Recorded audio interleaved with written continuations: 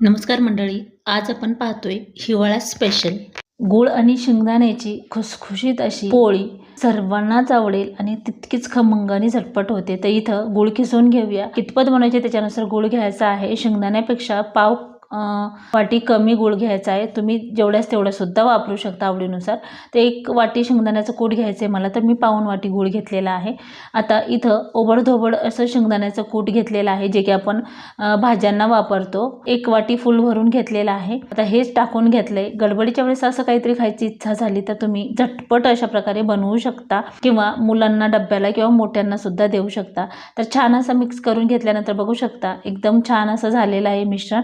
आता इथं आपण पीठ सकाळीच जे चपाती करून घेतलेलं आहे त्याचंच मी बनवते. त्यामुळे लिंबापेक्षा थोडासा मोठा गोळा घेतलाय आणि शेंगदाण्यापेक्षा थोडासा कमी घ्यायचा आहे.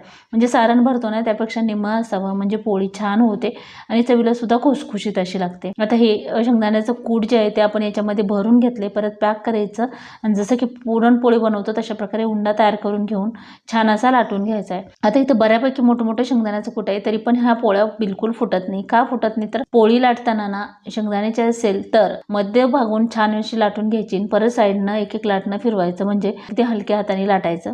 हातावरती थोडासा उंडा जे आहे ते पसरवून घ्यायचा.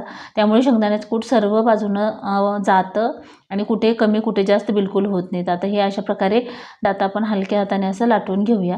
लाटताना बघा खूप असं दाबून जर लाटलं ना तर शेंगदाण्याचं कूट तिथल्या तिथं बसतं आणि ती पसरत नाही. त्यामुळे हलक्या हाताने लाटून घ्यायचं. आणि ही थोडीशी पोळी ना जाडसरच असते, खूप पातळ असं लाटायची नाही. तुम्हाला कडक हवी असेल तर भाजताना थोडी काळजी घ्यायची, पण लाटताना खूप असं पण लाटायचं नाही, असं शेंगदाणे वरती निघेपर्यंत, म्हणजे पोळी जी आहे ती फुटत नाही.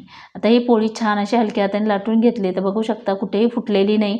शेंगदाणे बऱ्यापैकी मोठे असताना आता ही पोळी आपण तव्यावर टाकून घेऊया. तर तवा गरम करायला ठेवलेला आहे मी. तवा छान गरम झालाय. थोडंसं तेल टाकून घेऊया आणि ही पोळी आपण याच्यावरती टाकून घेऊया.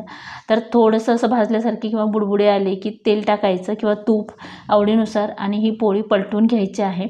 आणि ही पोळी भाजताना गॅसची आहे ती मीडियम करून घ्यायचा, म्हणजे छान खरपूस आणि कडक पोळी होते. जर का वयस्कर व्यक्ती असतील तर तुम्हाला नरम करायची असेल तर मोठा गॅस करून पटकन भाजून घ्यायची. कडक हवी असेल तर मीडियम गॅस करून छान अशी भाजून घ्यायची. तर अशा प्रकारे ही छान खरपूस पोळी भाजून झालेली आहे. तर इथे मी एक पोळी जी आहे ती नरम अशीच भाजलेली आहे. तर बघू शकता एकदम छान अशी ही शेंगदाण्याचं कूट पूर्ण बाजूनी म्हणजे कडापर्यंत काटोकाट असं पसरलेलं आहे आणि छान अशी खुसखुशीत झटपट होणारी ही पौष्टिक गुळ आणि शेंगदाण्याची पोळी आपली तयार झालेली आहे.